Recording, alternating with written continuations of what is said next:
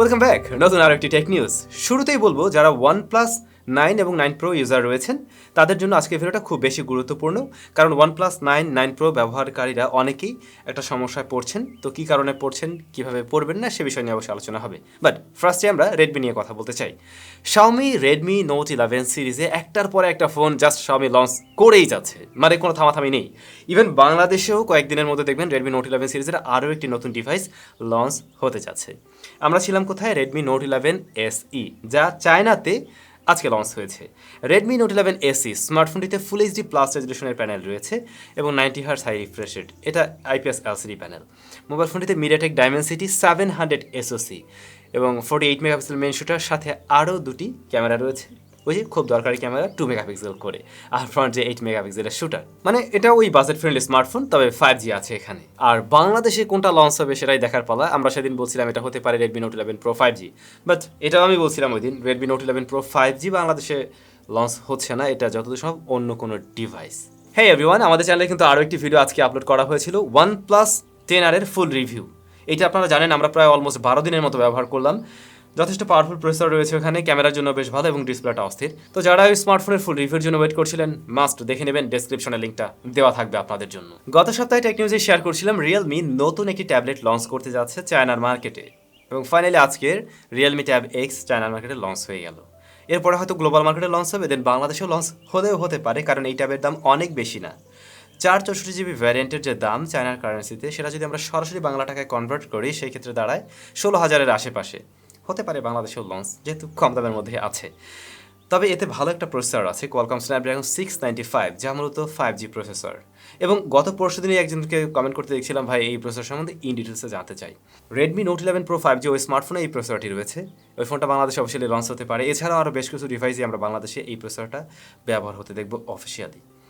So আপনারা বললে অবশ্যই এটা নিয়ে ডেডিকেটেড একটা ভিডিও তৈরি করা যায় যে Qualcomm Snapdragon 695 আসলে কতটুকু শক্তিশালী হতে পারে আমরা যদি প্রিভিয়াস জেনারেশনের 7 সিরিজের প্রসেসরের সাথেও কম্পেয়ার করতে চাই। কমেন্ট করে জানাবেন Qualcomm Snapdragon 695 সম্বন্ধে আপনারা কোনো ভিডিও চান কিনা, তাহলে অবশ্যই আমি একটা ভিডিও তৈরি করে ফেসবুক হোক বা ইউটিউবেও দিয়ে দিতে পারি। ওকে, আমরা কথা বলছিলাম Realme Tab X নিয়ে।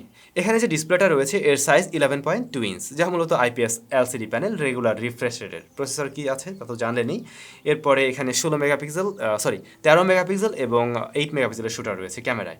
আর এর ব্যাটারি 8340 mAh এর ব্যাটারি এবং 33 ওয়াটের চার্জার। শুরুতেই বলছিলাম OnePlus 9, 9 Pro ইউজারদের জন্য সতর্কবার্তা রয়েছে।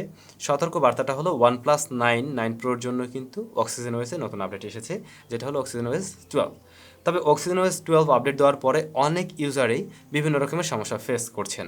টুইটারে বেশ কিছু এরকম পোস্ট এসেছে যেখানে দেখা যায় অনেকের ফোনে টাচ ইস্যু দেখা দিয়েছে, তারপরে ফিঙ্গারপ্রিন্টে ইস্যু দেখা দিয়েছে, দেন হিটিং ইস্যু আছে, কল রিসিভ করতে গিয়েও অনেকে সমস্যায় পড়ছেন, আবার অনেকের নেট কানেক্টিভিটিতেও সমস্যা হচ্ছে, সেটা সিমের ক্ষেত্রেও, আবার ওয়াইফাইয়ের ক্ষেত্রেও। ওয়াইফাইয়ের রেঞ্জও নাকি কম পাচ্ছে আর কি। এছাড়াও আরও বেশ কিছু টুকটাক সমস্যা রয়েছে। সো আপনি চাইলে এটাকে অ্যাভয়েড করতে পারেন।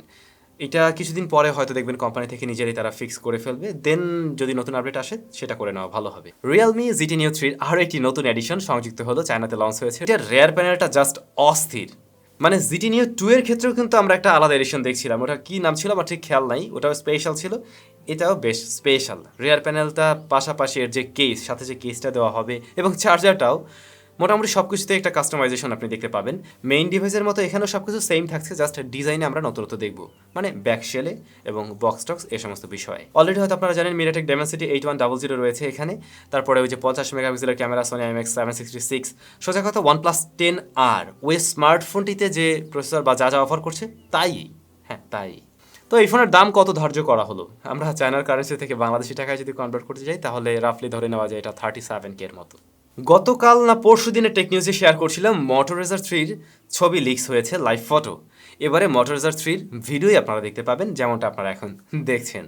নতুন আরও একটা ভিডিও লিক। আমরা মোটামুটি সব কিছুই বুঝতে পারছি। স্মার্টফোনটির ক্যামেরা হিসেবে ডুয়াল ক্যামেরা থাকছে, দুটি ক্যামেরা, এবং ডিসপ্লেতে ওই যে বড়সড় নস রয়েছে এখানেও। সবাই যেহেতু ফোল্ডেবল ডিভাইস নিয়ে মোটামুটি কাজ করছে, তাহলে গুগল কেন চুপ থাকবে? আমরা গত বছর থেকে জেনে আসছিলাম গুগলের ফোল্ডেবল ডিভাইস আসবে। ইভেন লাস্ট ইয়ারের লাস্ট দিকেই আসার কথা ছিল গুগলের ফার্স্ট ফোল্ডেবল ডিভাইস। দেন এবারে এসে আমরা দেখলাম অলরেডি একবার কিন্তু ডিলে হলো, যে একটু দেরি করে আসবে, এমনটা আমরা শুনে আসছিলাম। নতুন নিউজ অনুযায়ী হয়তো গুগলের ফোল্ডেবল ডিভাইস আমরা দেখতে পাবো নেক্সট স্প্রিংয়ে।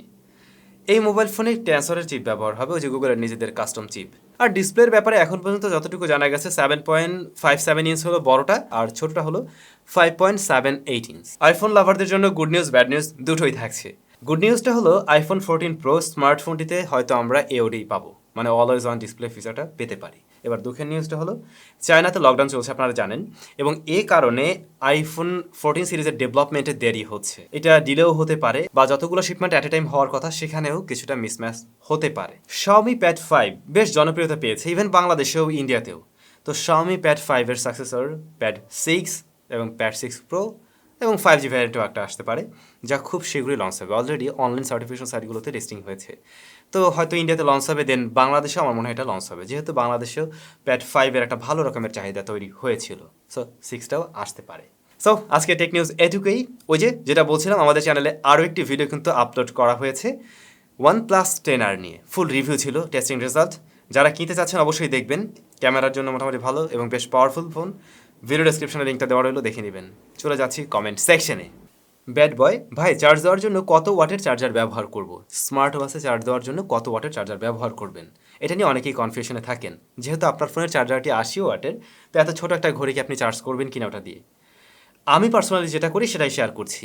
আমি কম্পিউটার বা ল্যাপটপ দিয়ে চার্জ করে নিই ম্যাক্সিমাম সময়, মানে প্রায় অলমোস্ট বলা যায় 80% টাইম এমনটাই করে থাকি।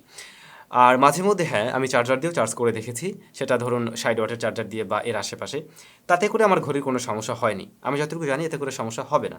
হয়তো আপনারা কম্পিউটার দিয়ে চার্জ করতে পারেন যদি আপনার কাছে সেরকমটা থাকে। আমজাদি টিভি ভাইয়া, ওপো রেনো 8 প্রো বাংলাদেশে কখন আসবে? ভাই একদমই জানি না, 7ই আসেনি, তো আপনি 8 খুব শীঘ্রই হয়তো পাবেন না। যদি 7কে স্কিপ করে আসে দেন সেটা অন্য বিষয়। ZSDYG ভাই, অনেক কমেন্ট করছি, আজ পর্যন্ত রিপ্লাই পাইনি। আমার একটা প্রশ্ন আছে, Realme Naruto 50 গেমিংয়ের জন্য কেমন হবে? আর এই ফোনটার 6GB ভ্যারিয়েন্ট আসবে, কবে আসবে? আর এই ফোনটি নাকি ব্যাটারি প্রবলেম আছে। লাভ ইউ স্যাম ভাই। ব্যাটারি প্রবলেম আছে কিনা আমি একদমই জানি না, যারা ব্যবহার করছেন কমেন্ট করে জানাবেন, সেই ক্ষেত্রে এই ভাইটির একটু উপকার হবে। গেমিং পারফরমেন্স অবশ্যই যথেষ্ট ভালো, মিডিয়াটেক এলো Z96 রয়েছে ওখানে, যেটা যথেষ্ট ক্যাপাবল একটি প্রসেসর গেমিংয়ের জন্য, যদি আমরা 20,000 টাকার মধ্যে ফোন হিসাবে চিন্তা করি। দেন আর জন্য কি জিজ্ঞেস করছিলেন? 6GB ভ্যারিয়েন্টটা কবে আসবে? এইটাও কবে আসবে জানি না। আমি রিয়েলমির কাছে যখন এই ফোনটা লঞ্চ হয় তখনই জিজ্ঞেস করছিলাম যে 4GB পরে 6GB কবে আসবে। ওরা আমাকে জানিয়েছিল খুব শীঘ্রই আসবে, বাট শীঘ্রই আর হয়নি। এরপরে আমরা অলরেডি আরও 2টা ফোন লঞ্চ হতে দেখলাম। সো রিয়েলমি বা কী করে আমি জানি না। মাইনুদ্দিন হাসান, আমার ফোন আনঅফিসিয়াল বিটিআরসি ডাটাবেজে হ্যান্ডসেটটি নিবন্ধিত নয়, হ্যান্ডসেটটি স্বয়ংক্রিয়ভাবে নিবন্ধন করা হবে। সিম কোম্পানি এই SMS দেওয়ার কারণ কি? সিম কোম্পানি আসলে এসএমএসটি দেয়নি, এটা বিটিআরসি থেকে আপনার কাছে এসেছে, এবং এর মানে হলো আপনি ফোনটা আনঅফিসিয়ালভাবে কিনছেন। এখন অটোমেটিক এটা স্বয়ংক্রিয়ভাবে এটা নিবন্ধিত হয়ে যাবে, যেহেতু আনঅফিসিয়াল ফোন নিবন্ধন করা ছিল না। ভয় পাওয়ার কোনো কারণ নেই ভাইয়া। সবাই তাহলে ভালো থাকবেন, সুস্থ থাকবেন, দেখা হচ্ছে আবারও নতুন ভিডিওতে।